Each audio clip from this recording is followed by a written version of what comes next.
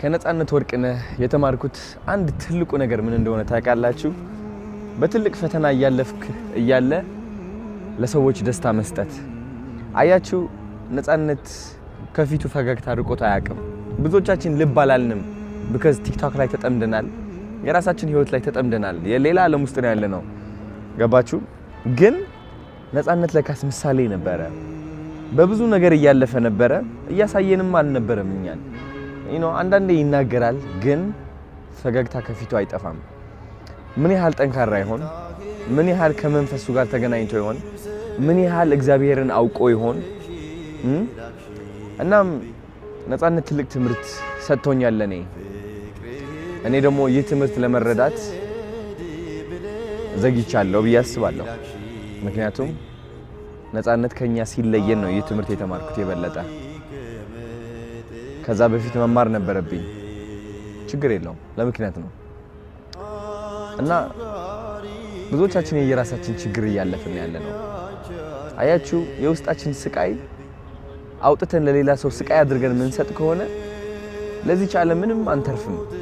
ምንም እናመጣውና ምንበጀው ነገር አይኖርም። በውስጣችን ስቃይ ተሸክመን ለሰው ፈገግታ መስጠትን ምንችል ከሆነ፣ ይውህናን ፍቅርን መስጠትን ምንችል ከሆነ ትልቅ ትዕድልት ነው። እኛ የእግዚአብሔር ልጆች ነን ማለት ነው። ይገባኛል፣ ብዙዎቻችን በገንዘብ እንሰቃያለን፣ በጤና እንሰቃያለን። የየራሳችን ጎደሎነትና የሚያስጨንቀን ነገር አለ። ግን ይውህናን ፍቅርን መስጠትን ከተማር ትልቅ ለውጥ እናመጣለን። ሀገራችን ላይ ትልቅ ፍቅር ይሰፍናል። ትልቅ ተአምር እንፈጥራለን።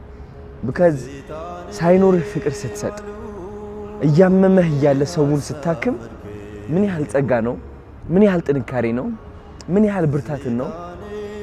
ሁላችንም እንደዚህ ብንሆን እቺ ዓለም እንዴት በተቀየረች ኖሮ። አብዛኛው ሰው የሚጠላ ሰው ውስጡ ጥላቻ ያለበት ሰው ነው። ሰው መጉዳት የሚፈልግ ሰው ንዴት የሚሰማው ሰው ነው። ግን ንዴታችን ራሳችንን ይዘን ቢሆን ፈገግታና ፍቅር ብናካፍል ሰማይ እንደርሳለን።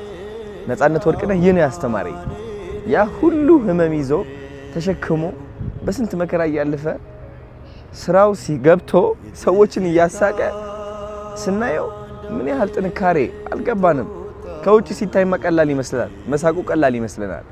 ለካስ እቺ ፈገግታ ከባድ ነች። ነጻነት ወርቅነህ ጠንካራ መንፈስ ነበረው። እቺ ጠንካራ መንፈስ ደግሞ ከላይ ሆና እያየችን እንደሆነ እርግጠኛ ነኝ። እወደዋለሁ።